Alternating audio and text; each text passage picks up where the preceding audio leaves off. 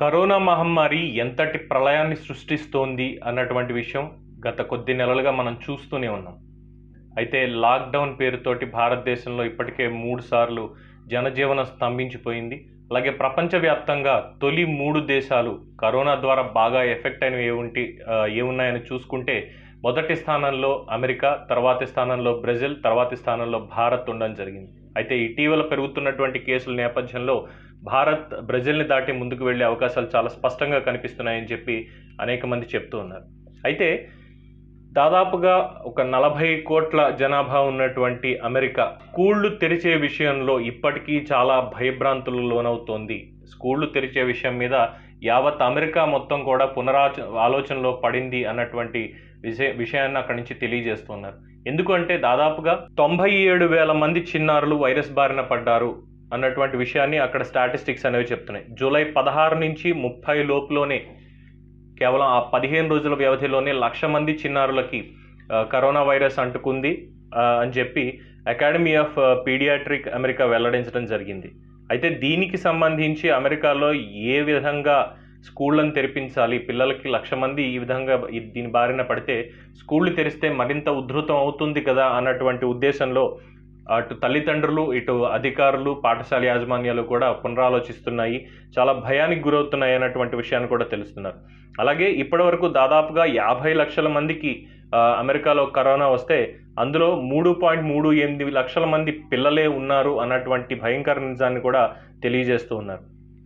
సమీప భవిష్యత్తులో కూడా ముఖ్యంగా టెస్టుల సంఖ్య అక్కడ పెంచి దాని తర్వాత మాత్రమే పరిస్థితులను అవగతం చేసుకోవడానికి వీలుంటుంది అని చెప్పి వాండర్బిల్ట్ యూనివర్సిటీ ప్రొఫెసర్ డాక్టర్ టీనా హార్డర్ వ్యాఖ్యానించడం జరిగింది.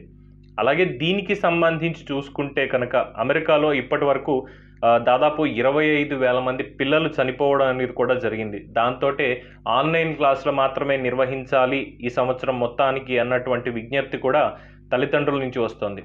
అలాగే దేశంలో ఉన్నటువంటి 13,000కు పైగా స్కూళ్లను తెరిపించి పిల్లలను ఎలా రప్పించాలి అన్న విషయం మీద ఇంకా అక్కడ ఒక నిర్ణయం తీసుకోలేదు అన్నటువంటి విషయాన్ని తెలియజేస్తున్నారు. సరే, ఇది అమెరికాకి సంబంధించి ఈ విషయం అనుకుంటే, భారతదేశానికి ప్రపంచంలోనే 2వ అతిపెద్ద జనాభా కలిగిన దేశంగా ఉన్న భారతదేశంలో ఏ విధంగా మరి పాఠశాలలు తెరుస్తారు? ఎందుకంటే ప్రతి ప్రభుత్వం కూడా ఈ సంవత్సరం ఇక్కడి నుంచి మేము పాఠశాలలు ఓపెన్ చేస్తాము, సిద్ధంగా ఉండండి, అలాగే నిర్ణయం తల్లిదండ్రుల మీద కూడా వదిలేస్తున్నాం అన్నటువంటి ఒక రకమైన బాధ్యతారాహిత్యంతో కూడినటువంటి వ్యాఖ్యలు చేయడం చూస్తూనే ఉన్నాం. ముఖ్యంగా తెలుగు రాష్ట్రాల్లో ఇటు తెలంగాణ కావచ్చు, ఆంధ్రప్రదేశ్ కావచ్చు, ఇద్దరు ముఖ్యమంత్రులు మాట్లాడేటువంటి మాటలు పరస్పర విరుద్ధంగా ఉన్నాయి. సెప్టెంబర్ 5వ తారీఖు నుంచి పాఠశాలలు ఖచ్చితంగా తెరిచి తీరుతామని చెప్పి జగన్మోహన్ రెడ్డి గారు అంటుంటే తెలంగాణలో ఇంకా ఆ పరిస్థితి ఏ విధంగా ఉంటుంది అనేది తెలియట్లేదు. ఇప్పటికీ దాని మీద చర్చలు కొనసాగిస్తున్నారు కేసీఆర్ గారు.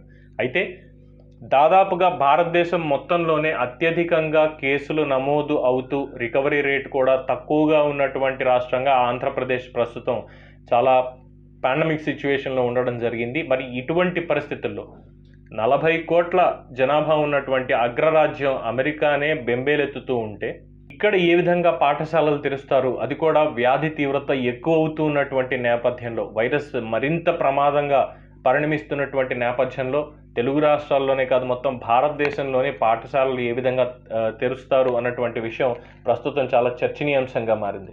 దీనికి సంబంధించి తల్లిదండ్రుల నుంచి అభిప్రాయ సేకరణ చేస్తున్నారా లేదా, అలాగే స్కూళ్ళకి సంబంధించి ఏ విధంగా చేస్తున్నారు, శానిటైజ్ చేస్తారా లేదు, ఇంకా ఇతరత్ర పిల్లల సంఖ్య తగ్గించి పాఠశాలలు నడుపుతారా అన్నటువంటి విషయం ఇంకా తెలియరావడం లేదు.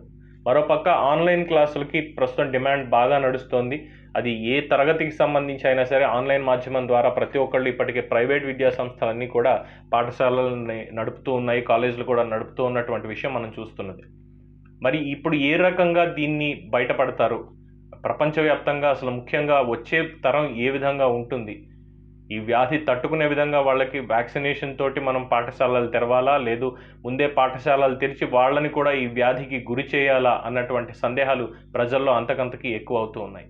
ఏది ఏమైనా దీనికి సంబంధించి ఒక సరైన నిర్ణయం పాలకులు తీసుకుంటారు. ప్రజలని ఇబ్బంది పెట్టకుండా పిల్లల భవిష్యత్తును కాపాడే విధంగా ఆ నిర్ణయాలు ఉంటాయి అని చెప్పి ఆశిద్దాం.